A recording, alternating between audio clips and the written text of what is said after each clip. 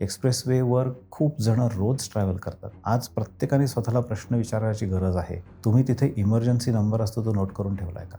Infrastructure is not like a mobile app. ज्याच्यात कुठेतरी काहीतरी बग निघाला, की मी ओव्हरनाईट दुसरा अपडेट टाकू शकतो. नाही, it takes time for you to think about it.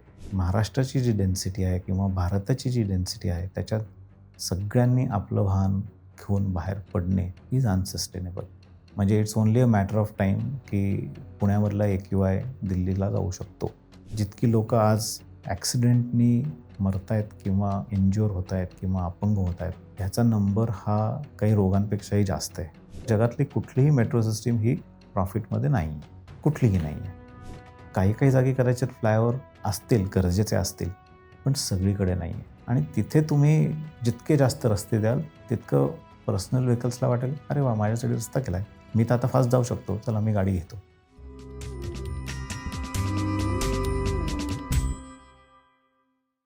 नमस्कार, मी विनायक पाचलक आणि थिंक बँकच्या बिहाइंड द सीन्समध्ये तुम्हा सगळ्यांचं पुन्हा एकदा स्वागत. गेले 2 दिवस अख्ख्या महाराष्ट्रात चर्चा आहे ती फक्त मुंबई-पुणे एक्सप्रेसवेच्या जॅमची. खरं तर असे जॅम जे रेग्युलर मुंबई-पुणे प्रवास करतात त्यांना होत असतात कमी इंटेन्सिटीचे. पण जवळपास 36 ते 48 तास महाराष्ट्रातल्या 2 प्रमुख महानगरांना जोडणारा रस्ता बंद असणं, त्याच्यामुळं ओव्हरऑलच पब्लिक ट्रान्सपोर्ट, अर्बन ट्रान्सपोर्ट, मेट्रोचा ट्रान्सपोर्ट या सगळ्याविषयी चर्चा होऊ लागलेली आहे आणि त्या अनुषंगानंच आजचा एपिसोड आहे. माझ्याबरोबर आहेत योगेश दांडेकर सर. तर स्वागत आहे थिंक बँकवरती.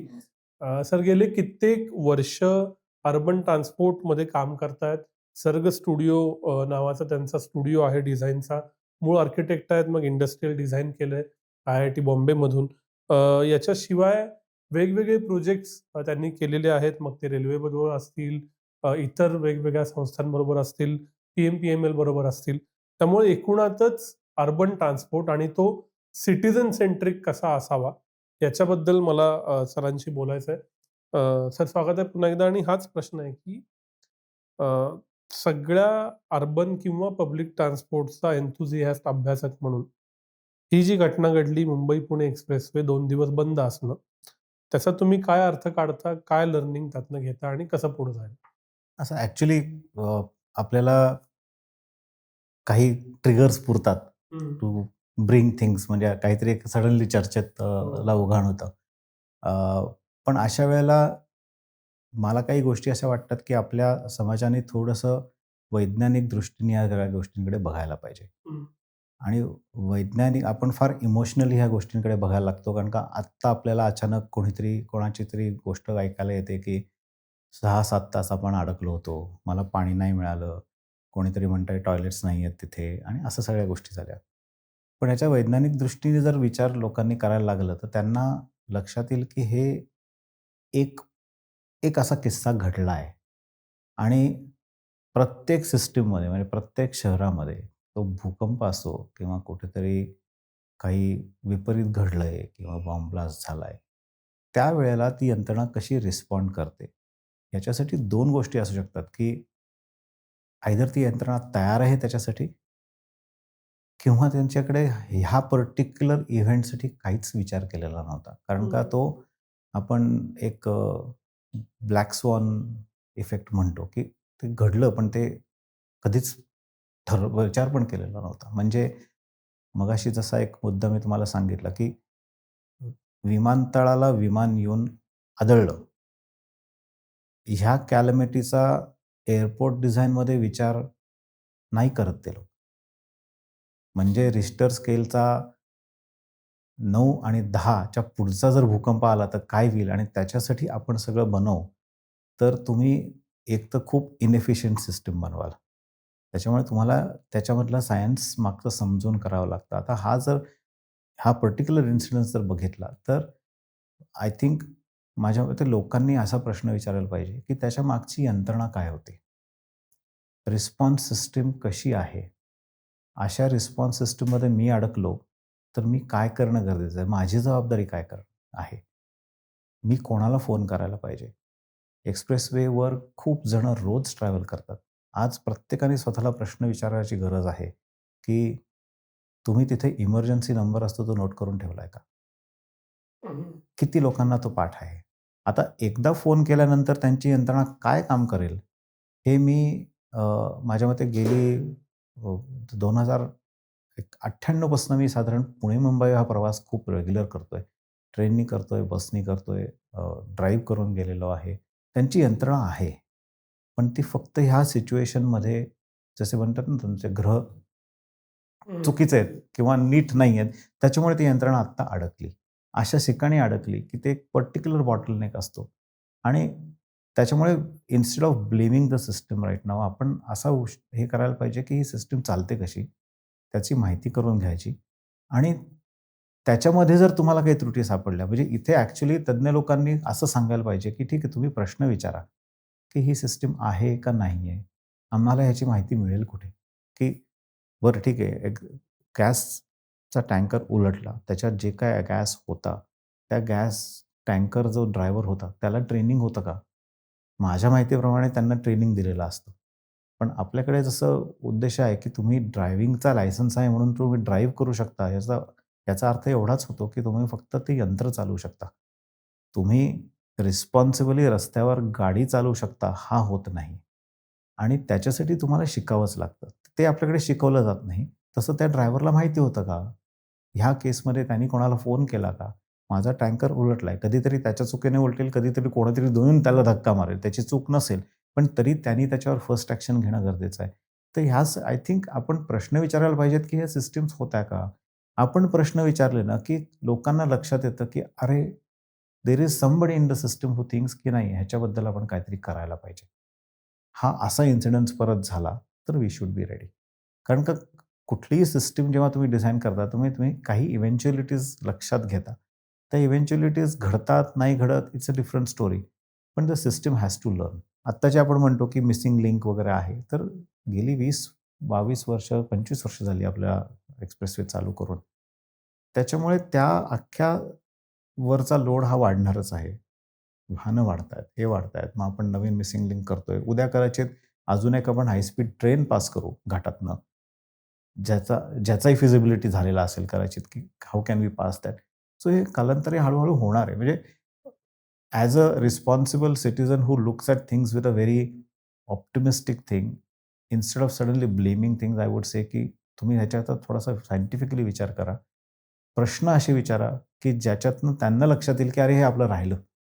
आणि त्यांनी पण ॲडमिट करणं गरजेचं आहे, की ठीक आहे, ही कंडिशन अजून कुठे आली तर आम्ही काय एस-ओ-पी करू. पण एक एक चर्चा अशी होती, की याच्यात डिझाईनचे फ्लॉ आहेत म्हणजे इंटरचेंज नाहीत, यू-टर्न घ्यायला स्कोप नाही, जे आता इतर एक्सप्रेसवेवर असतात. मग असं आहे का, की मुंबई-पुणे एक्सप्रेसवेलाच डिझाइन लिमिटेशन आहे? मी असं म्हणणार नाही डिझाइन लिमिटेशन, कॉन्टेक्स्टचा विचार करा. एका मोठ्या समजा टाईमलाईनवर बघितलं, तर पुणे-मुंबई हा जो भाग होता, अ, ब्रिटिशांच्या काळापासनं त्याचं पोर्ट वेस्ट साईडला जवळ होतं. तुम्ही बराचसा माल इथून नेत होता. आपली रेल्वे पण अशाचमुळे विकसित झाली, की भारतातल्या बाकीच्या एरियातला माल वाहून पोर्टपर्यंत आणणे. त्यामुळे इंडियन रेल्वे व्हायच्या आधी ह्या सगळ्या गाड्या प्रायव्हेट कंपनीजनी बांधलेल्या आहेत आणि त्या कंपनीजनी सगळं केलं. तर त्याच्यामुळे ह्या भागामध्ये पर्टिक्युलरली पश्चिम महाराष्ट्र मी म्हणेन, इथे नवीन गोष्टी लवकर आल्या. एक्सपेरिमेंट्स खूप जास्त झाले. कारण का त्यांच्याकडे ती बँडविड्थ होती. त्यांना ती बिझनेसची गरज वाटली. Power station, hydro power station आपल्याकडे पहिलं आलं. टाटाजनी खूप पहिलं काम केलेलं आहे महाराष्ट्र म्हणजे मुंबईमध्ये. तसाच हा एक्सप्रेसवे जो आहे, हा पुण्यात पहिल्यांदा झाला. म्हणजे भारतात पहिल्यांदा हा एक्सप्रेसवे झाला.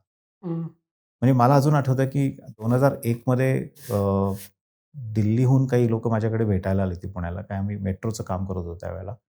तर त्यांनी ते मुंबईला फ्लाईटने आले आणि पुण्याला कारने आले.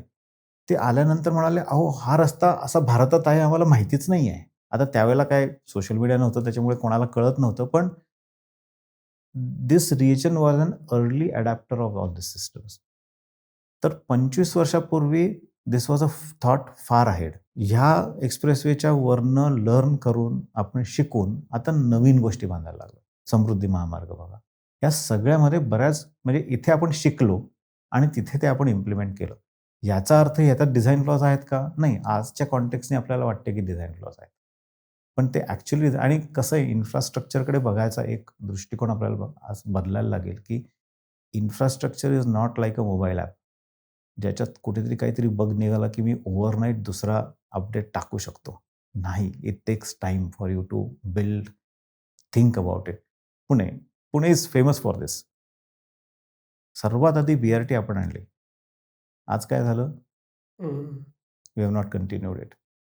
सर्वात आधी पेडेस्ट्रियन रिक्लेम ऑफ रोड म्हणजे चालायला लोकांना रस्त्यावर जागा नाही, याचं रिअलायझेशन ज्या काही संस्थांना झालं, त्यांनी पुणे कॉर्पोरेशनच्या मागे लागून आपण हे असं करूया आणि तो जो रस्ता झाला तो जंगली महाराज रस्ता.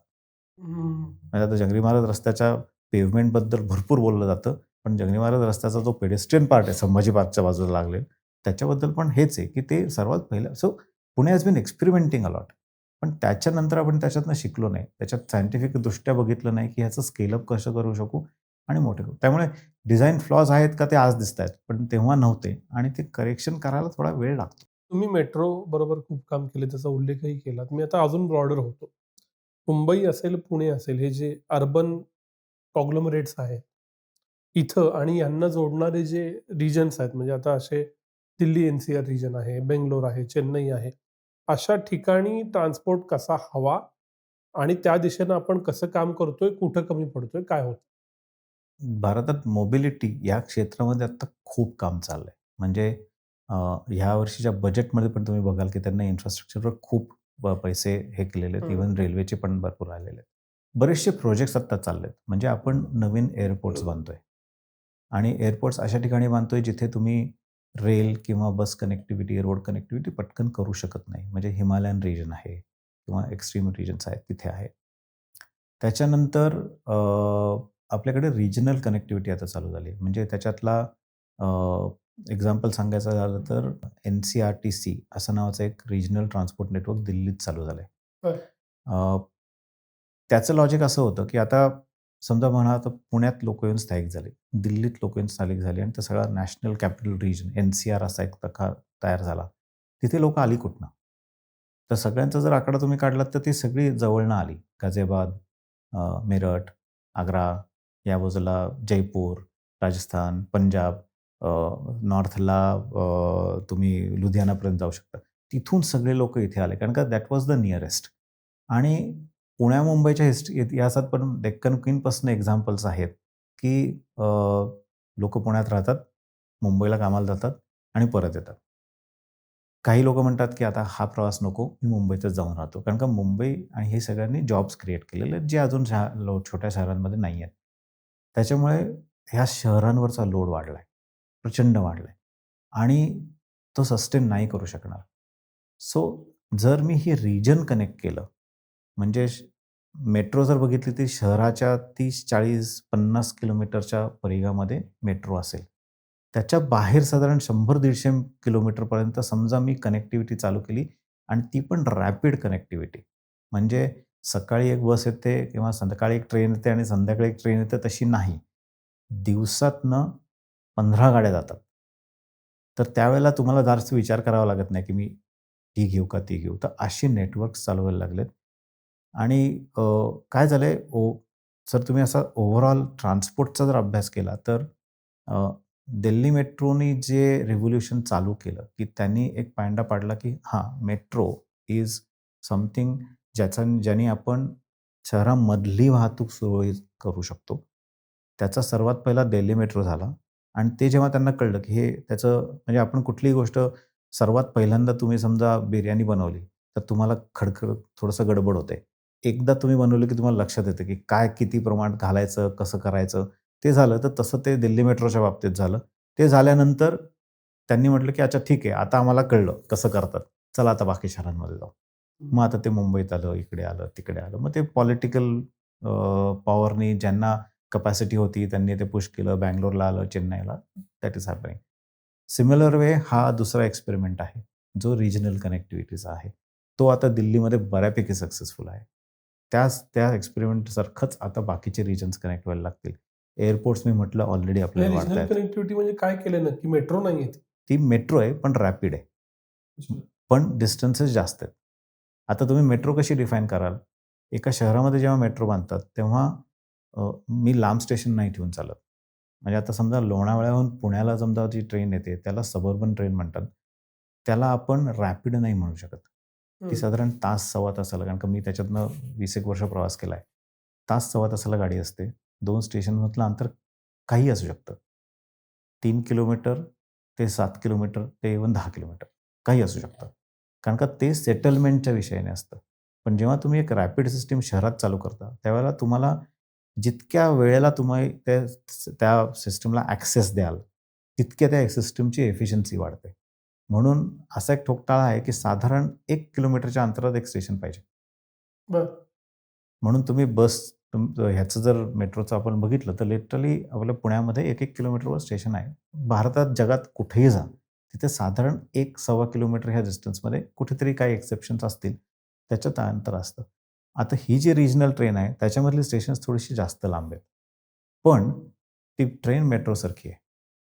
म्हणजे त्याच्यामध्ये तुम्हाला ते अशी म्हणजे ट्रेन आपल्या इथेच डिझाइन झालेली आहे, आपल्या इथेच बनलेली आहे. पण ती ट्रेन फास्ट जाते. त्याचा ॲव्हरेज स्पीड हा लोकल ट्रेनपेक्षाही जास्त आहे. It starts fast, stops fast आणि there are multiple trips and it has its dedicated route. म्हणजे आज चिंचवडला माझी लोकल बाजूला थांबते आणि शेजारून वंदे भारत निघून जाते. का तर त्या शेड्यूलमध्ये त्यांना ते ॲडजस्ट नाही करता येत. So local gets the low priority because the long distance train जर ती लेट झाली, तर ती पूर्ण शेड्यूल बिघडवते. म्हणून लोकल्सला प्रायोरिटी मिळत नाही. पण या गाडीला प्रायोरिटी आहे बिकॉज त्याचा स्वतःचा राइट ऑफ वे आहे. आणि त्यांनी रॅपिड झाल्याकारणाने डिपेंडेबिलिटी वाढते. म्हणजे तुमची गाडी लेट होणार नाही. तुम्हाला खूप वेळ थांबावं लागणार नाही. आणि सर्टनिटी वाढली, की लोकं त्याच्याकडे वळतात. हं. आज लोकं मेट्रोकडे हळू-हळू का वळतायत? कारण का तिथे गेल्यानंतर त्यांना माहिती आहे, की मेट्रो ट्रॅफिकला अडकणार नाही. कारण का त्याचा स्वतःचा रूट आहे. गणेशोत्सवात रस्ते जरी बंद असले, तरी मी मंडईमध्ये जाऊन मानाचा गणपती बघून परत येऊ शकतो. तर ह्याच्यामुळे त्या सर्टनिटीवर त्याच्यावर लोकांचा विश्वास बसायला लागलेला आहे. आता ही जी सर्टनिटी तुम्ही मेट्रोत बिल्ड केली, ती बाकीच्या ह्याच्यात पण बिल्ड करू शकतात. त्याच्यावर काम करणं अजून गरजेचं आहे. खूप जण असं म्हणतात, की इतके रस्ते आपण बांधतो, तर प्रत्येक रस्त्यावर ट्रॅफिक जाम होतं. तर कोल्हापुरात माझं मूळ गाव तिकडे आहे पश्चिम महाराष्ट्रात आमचा NH4ला सतत ट्रॅफिक जॅम असतो. मग रस्ते बांधायच्या ऐवजी ट्रेनच खूप बांधल्या जात नाहीत, असं काय? पहिली गोष्ट म्हणजे खूप खर्चिक प्रकरण आहे. हं. मेट्रोज बांधणे हे खूप खर्चिक प्रकरण आहे. आणि मेट्रोज बांधायला तुम्हाला एक तर जागा लागते, जी प्रायव्हेट कोणीच देत नाही. म्हणजे आत्ता पण जे आपण मेट्रो बघतो, ती सगळी रस्त्यावरनं काय आहे? तर that is owned by government. त्याच्यावर तुम्हाला कोणाला ॲक्वायर करावं लागत नाही. काही-काही जागी तुम्हाला ॲक्वायर करावं पण लागतं. आणि plus the construction itself, train technology आणि ह्या सगळ्या सिस्टम्स ह्या खर्चिक आहेत. ठीक आहे, त्याचा रिझल्ट आपल्याला चांगला मिळतो. पण ह्या सगळ्या ह्याच्यामधला मुद्दा ट्रेन्स बांधणे असा नाही आहे. तर रॅपिड अर्बन कनेक्टिव्हिटी करण्याची गरज आहे. म्हणजे मी स्वतःचं वाहन घेऊन बाहेर पडलो, तर मागे हा मुद्दा सगळ्याच पॉडकास्टमध्ये किंवा सगळेजण विचारतात, की आपण एवढे फ्लायओव्हर बांधतो तरी आपले रस्ते का ब्लॉक असतात. तर ते साधं अगदी उदाहरण देतो, की तुम्ही आज एवढ्या टेबलवर तुमचं काम करताय आणि उद्या तुम्ही ते टेबल अजून एवढं मोठं केलं. तर तुम्ही स्वतःची सगळ्यांनी स्वतःची घरातली स्वतःची कामाची टेबलं बघा. त्याच्यात तुमची कामाची जागा एवढीच असते आणि बाकी सगळा पसारा मांडलेला असतो. का तर तुम्हाला जेवढी जागा द्याल, तेवढा तुमचा पसारा वाढणार आहे. म्हणजे 2 BHKच्या घरातनं 3 BHKमध्ये गेल्यानंतर पण त्या माणसाचा पसाराच वाढतो. एक खोली वाढल्यानंतर. तर तसंच रस्त्यांचंही होतंय आणि त्याच्यामुळे येस, काही-काही जागी कदाचित फ्लायओव्हर असतील, गरजेचे असतील, पण सगळीकडे नाहीये. आणि तिथे तुम्ही जितके जास्त रस्ते द्याल, तितकं पर्सनल व्हेकल्सला वाटेल, "अरे वाह! माझ्यासाठी रस्ता केलाय. चला, म्हणजे मी तर आता फास्ट जाऊ शकतो. चला, मी गाडी घेतो." आपल्या पुण्यातली शहरं ही किंवा पुण्याची जी महाराष्ट्राची जी डेन्सिटी आहे किंवा भारताची जी डेन्सिटी आहे, त्याच्यात सगळ्यांनी आपलं वाहन घेऊन बाहेर पडणे इज अनसस्टेनेबल. म्हणजे it's only a matter of time की पुण्यामधला AQI दिल्लीला जाऊ शकतो. कारण का रोडमधलं पोल्युशन हे 2 सर्वात मोठी पोल्युशनची कारणं आहेत. एक इज व्हेइकल एमिशन आणि second is the suspended particles of the dust out of construction. आणि बरं ठीक आहे, तुम्ही इलेक्ट्रिक व्हेइकल टाकून व्हेइकल एमिशन बंद केली, पण कंजेशन नाही बंद होणार. आणि it will still drop your speed, it will be still hazardous. Electric व्हेकलच्या धक्क्यामुळे लोक मरत नाहीत असा प्रूफ कुठे नाही आहे. So electric is good to mitigate pollution, but it is not good for a livable city. So मेट्रोजसाठी जागा बांधा, पब्लिक ट्रान्सपोर्ट इंटिग्रेट करा, बसेसला पण जास्त प्राधान्य द्या, जे आपल्याकडे दिलं जात नाही. आणि त्या सगळ्या गोष्टी एकत्र चालल्या पाहिजेत. म्हणजे आजच मला नवीन गोष्ट कळली, की मुंबईमधल्या मेट्रोचं कार्ड पुण्यामध्ये तुम्ही चालू शकता. म्हणजे समजा तुम्ही अ, अंधेरीला मेट्रोमध्ये बसलात आणि सी-एस-टीला आलात. सी-एस-टीला बाहेर पडलात आणि ट्रेनमध्ये बसलात. ट्रेनमधून तुम्ही पुण्यात आलात. पुण्यात बाहेर पडलात, मेट्रोत पडलात. तुम्हाला ते एका कार्डवर सगळं काम होईल. हं. ही सुरळीतता रिक्षामध्ये येऊ शकते, बसमध्ये येऊ शकते, कुठल्याही ट्रान्सपोर्टमध्ये येऊ शकते. ती आणणं गरजेचं आहे. सिस्टम्स आणणं शक्य आहे आणि त्याच्यासाठी सगळ्यांनी एकत्र काम करायची गरज आहे. त्यामुळे फक्त साठी रस्ते बांधणं हा काही सोल्युशन होत नाही. आणि रिअल इस्टेट आपल्या ह्याच्यातली अशी आहे, की तुम्हाला नाही आहे जागा रस्ते बांधायला. जाऊच शकत नाही. आणि असं नाही, की आपण काहीतरी वेगळं करतोय. बऱ्याचशा जगातल्या शहरांमध्ये जिथे खूप कंजेशन आहे, टोकियोसारख्या शहरामध्ये, तिथे त्यांनी अर्बन मोबिलिटीवर इतका भर दिलेला आहे, शांघायसारख्या शहरात जर दिलेला आहे, तर तिथे तुम्ही रस्ते बांधून फरक नाही पडणार आहे. मी तुम्हाला असं विचारलं, की इन अन आयडियल सिच्युएशन मुंबईत, पुण्यात आणि पुणे-मुंबई प्रवासात अर्बन ट्रान्सपोर्ट डिझाइन तुम्ही करा. तर तुम्ही मेटा लेव्हलला ते कसं कराल? आता पुणे आणि मुंबईमधलं जे ट्रान्सपोर्ट आहे ना, तो मी अर्बन ट्रान्सपोर्ट म्हणणार नाही. बरं. पण जर तुम्ही त्याला रॅपिड केलंत, तर आज जो विरारला राहणारा माणूस आहे, तो कदाचित लोणावळ्याला आणि मळवली आणि वडगावला राहायला येईल. हं. का तर त्याला कनेक्टिव्हिटी वाढेल. आम्ही हाय स्पीड ट्रेनच्या प्रोजेक्टवर थोडं काम केलंय. त्याचा जेव्हा रिपोर्ट आम्ही बघितला, तर आय थिंक अवेलेबल आहे तुम्ही बघितला तर. मुंबई आणि अहमदाबादमध्ये दिवसा जेव्हा ती सिस्टम चालू होईल, तेव्हा दिवसा 28 फेऱ्या होतील. बरं. म्हणजे विचार करा, 24 तासामध्ये 28 फेऱ्या तुमची मुंबई आणि अहमदाबाद कनेक्टिव्हिटी आहे. आणि त्या हाय स्पीड ट्रेनच्या स्पीडनी तुम्ही मुंबई हे अहमदाबाद डिस्टन्स 2.5 ते 3 तासात जाल. इन्क्लुडिंग मधले स्टॉप सगळे. हं. आणि प्लस याच्यात मधली शहरं सुरत, वडोदरा, वलसाड ही सगळी जोडली जातील. ह्याचा फायदा त्या मधल्या शहरांना पण होणार आहे. तर पुणे-मुंबईमधला हा रॅपिड कनेक्शन निर्माण करणं हे जास्त गरजेचं आहे. आणि मग ती सेंटर्स निर्माण होतात. तुम्ही एम-एम-आर-डीचा जर आराखडा बघितला, आम्ही एम-एम-आर-डीकडून जे काम केलंय, तर अख्ख्या मुंबई रिजनमध्ये ते असे नोड्स डेव्हलप करतायत.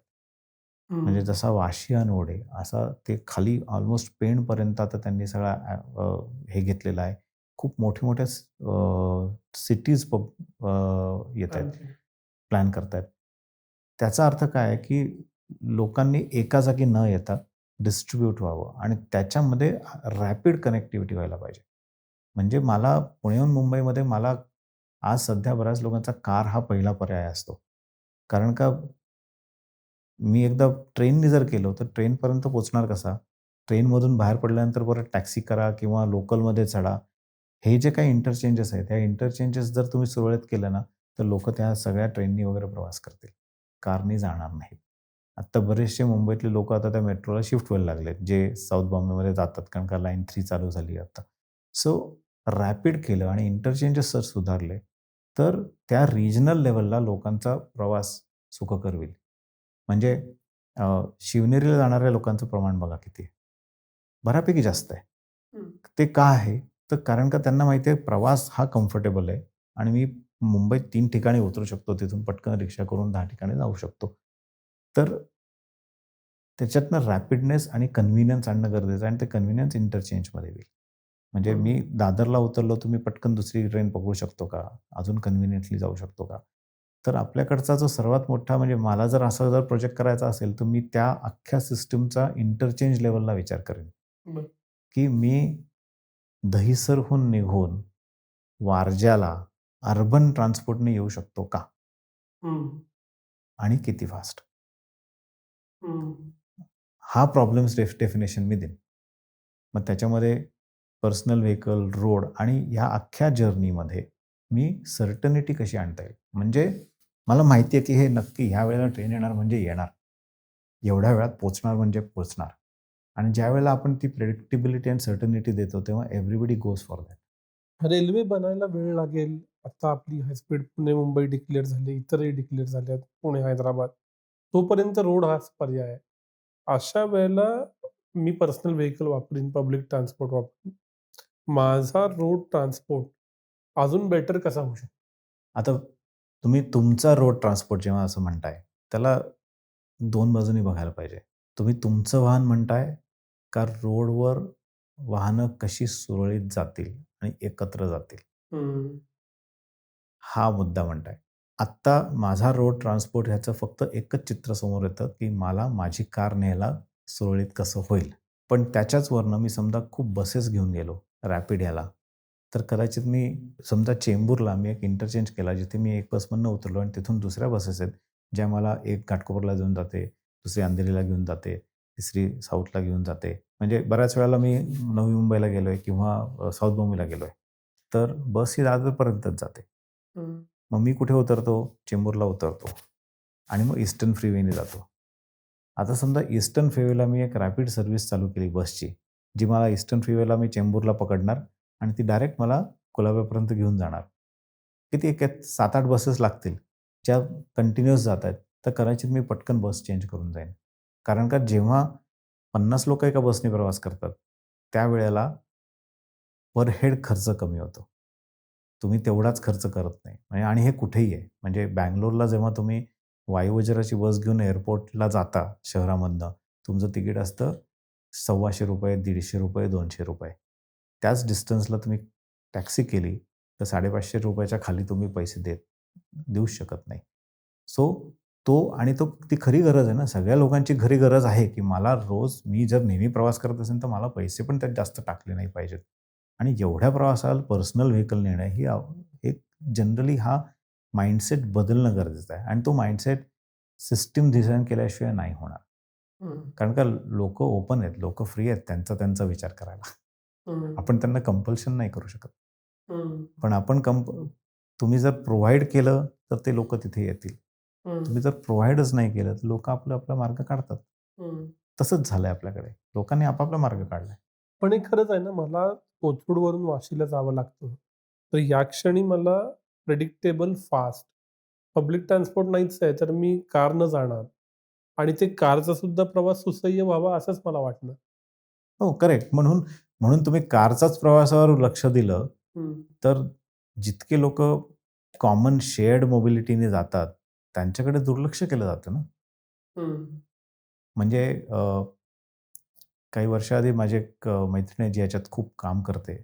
तिने एक रिसर्च काढला आहे, की एक बस एक बसचा प्रवासी खिशातनं ₹10 जास्त देतो, जेव्हा तो बस प्रवास करतो आणि एक कारचा ड्रायव्हर जो एका कारमधनं एक जण जातोय, तो ॲक्चुअली सबसिडी घेतो. तर हां, म्हणजे आता याच्यावर कदाचित तिचा रिपोर्ट मला मिळाला, तर मी तुम्हाला शेअर करू शकतो आणि ती पण शेअर करू शकेल. स्टॅटिस्टिक्सनी प्रूव्ह केलेलं आहे. का? तर सगळ्या पॉलिसीज ह्या रस्त्या हा पर्सनल व्हेकल्सला आहे, अशा दृष्टीने केल्या जातात आणि पब्लिक शेअर्ड व्हेकल्सला प्रायोरिटी दिली जात नाही. म्हणजे आपण BRT म्हणतो किंवा ह्या सगळ्या गोष्टी. म्हणून मग तुम्ही मेट्रो आणता, की जिथे तुम्ही विचारच करू शकत नाही, की काही दुसरं जाईल. BRT म्हटल्यानंतर हा रस्ता आहे, मोकळा आहे, चला आपण इथून जाऊया. तर कुठल्याही शेअर्ड सिस्टमला समाजामध्ये जितकं जास्त आपण प्रोत्साहन देऊ, त्याचा समाजाच्या एकत्रीकरणाकडे पण बराच कल पडतो. म्हणजे लोकं म्हणतात, की "तू काहीही बोलतोस, तू ट्रान्सपोर्टमध्ये काम करतोस म्हणून तू काहीही बोलतोस." पण अ, समाज डिव्हाईड होतो. हॅव्हज आणि हॅव नॉट्समध्ये. हं, सध्या झालंय माझ्या गेटच्या आत, माझ्या सोसायटीच्या आत मी खूप सुखी आहे. बाहेर काय होतंय? कचरा पडलाय, नाही झालेलं, रस्ता तुटलेला आहे. याच्याबद्दल मी भाष्य पण करत नाही. तो आपला नाहीये का? तुम्हाला तिथे पण जायचंच आहे. तर जेव्हा आपण सगळेजण म्हणजे फक्त सरकारचं नाही, आपण प्रश्नच विचारत नाही ना हे, की हे का? म्हणजे आपण डिमांड नाही करत. आता सगळे लोक सायकलची टूर झाल्यानंतर आमच्या पण रस्त्यामधले स्पीड ब्रेकर काढा आणि चेंबरची झाकणं बुजवा आणि हे सगळं आता लोक डिमांड करायला लागलेत, विच इज व्हॅलिड. पण हे एका जागी केलेलं दिसलं तुम्हाला म्हणून आता तुम्हाला लोकांना अवेअरनेस झालाय. तसं लोकांनी पण डिमांड करणं खूप गरजेचं आहे. आपल्याकडे लोक डिमांड नाही करत. हं. आणि ती डिमांड्स बऱ्याच आज जसं आधी म्हटलं इमोशनल असतात. सायंटिफिकली स्टडी करून डिमांड कोणी करत नाही. थोडक्यात ॲस्पिरेशनल भारतासाठी किंवा ॲस्पिरेशनल मेट्रोसाठी मेट्रो आणि तत्सम हाच भविष्यातल्या प्रवासाचा मार्ग राहणार का? अगदी नक्की. ॲज स्टेटस को आपण जर राहायला लागलो, तर कंजेशन इज 100% देअर.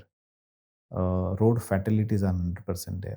जितकी लोकं आज ॲक्सिडेंटनी मरतायत किंवा इंज्युअर होतायत किंवा अपंग होतायत, ह्याचा नंबर हा काही रोगांपेक्षाही जास्त आहे. आणि आपण जर त्या गोष्टीला पॅन्डेमिकसारखं ट्रीट करायचं म्हटलं आणि खरं करायची गरज आहे, तर तुम्हाला शेअर्ड मोबिलिटीची शिवाय पर्याय नाही आहे. आणि जितकी तुम्ही शेअर्ड मोबिलिटी चांगली करू शकाल, तितके लोकं त्याच्यामध्ये शिफ्ट होतील. आणि हं. मी म्हणजे स्वतःच माझ्या एक्सपिरियन्सवरनं हे काढलेलं आहे, की मी जेव्हा बसनी प्रवास करतो पुण्यामध्ये, मला थोडा वेळ जास्त लागतो मला.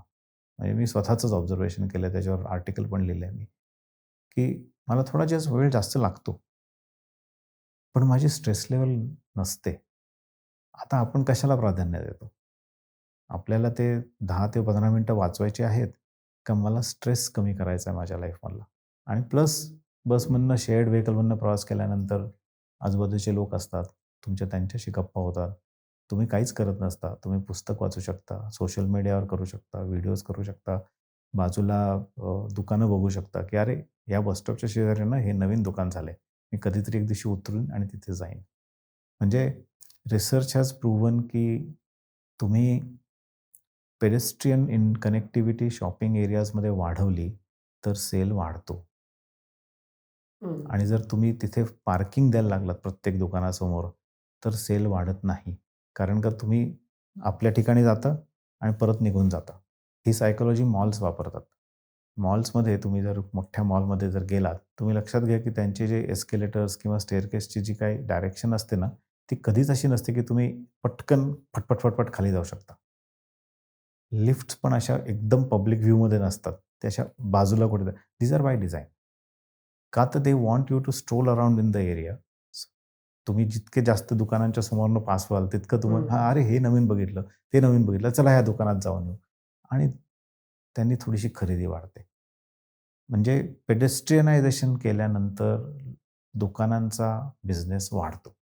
आणि म्हणून आपण ते मल्टीमोडल इंटिग्रेशन, मेट्रोच्या बाजूचे सगळे पेडेस्ट्रियन रस्ते चांगले करा. त्याचं मागचं कारण हे, की लोकं चालत आली पाहिजेत. आणि जर 1-1 किलोमीटरवर जर स्टेशन असेल, तर कदाचित तुम्ही मागे पण मी एक कधीतरी बोललो होतो, की जर का अख्ख्या पुण्यातल्या समजा बसचे रूट्स आणि मेट्रोचे रूट्स असे सगळे जर बघितले, तर 60-70% पुणं कव्हर होतं. ज्यांनी अर्धा ते 1 किलोमीटरमध्ये चालत गेलात, तर तुम्ही एका कुठल्यातरी रॅपिड ट्रान्सपोर्टच्या याला येऊन पोहोचू शकता. बरं. आणि तिथे गेल्यानंतर तुम्ही एकदा एका वाहत्या ह्याच्यात गेलात, की तुम्ही फास्ट पुढे जाऊ शकता. हं. हे लोकांना शिकवावं लागेल. पण यातला जो लास्ट माईल कनेक्टिव्हिटीचा विषय आहे, हा कुठेही गेला तरी अजून प्रॉब्लेमॅटिकच दिसतो निदान महाराष्ट्रात. प्रॉब्लेमॅटिक म्हणजे कसा प्रॉब्लेमॅटिक आहे, की अ, तुम्हाला लोकं पार्किंग मागतात. हं. मेट्रोच्या खाली जर पार्किंग दिलं, तर जी व्यक्ती घरापासनं 1-1.5 किलोमीटर गाडी चालवून मेट्रोपाशी पार्क करतीये, त्याची मेट्रोची पुढची राईड कमीत कमी एक 10 किलोमीटर असायला पाहिजे. हो. तरच तो तिथे गाडी लावून पलीकडे कुठेतरी जाईल. बरोबर आहे. पण त्याची जर ती मेट्रोची राईड किंवा कुठल्याही रॅपिड ट्रान्सपोर्टची राईड जर 3-4च किलोमीटर असेल, तर तो म्हणेल, "अरे, मी 1.5 किलोमीटर तर आलोच आहे. इथे कशाला लावू? मी सरळ निघून जातो." सो पुणे शहरामध्ये आत्ता ट्रिप लेन्थ वाढल्यात. याच्या आधी ट्रिप लेन्थ खूप कमी होत्या. म्हणजे सगळ्या पुण्यातल्या लोकांना विचारलं, की तुम्ही एका ठिकाणाहून दुसऱ्या ठिकाणाला कामाला जाता. त्याचं डिस्टन्स मला सांगा. तर त्याचा एव्हरेज डिस्टन्स आत्ता कुठे 5 किलोमीटरच्या आसपास आलंय. आत्ता हां, फक्त. 5 5-6 म्हणजे आपण जे ऐकतो, की मी पिंपरी सौदागरवरनं वाघोलीला जातो, त्या लोकांचा आकडा खूप कमी आहे. अच्छा. त्याच्यामुळे आता तो आकडा वाढायला लागलाय. त्याच्यामुळे आपल्याला ही लाँग डिस्टन्स रॅपिड ट्रान्सपोर्टची गरज देणं गरजेचं आहे.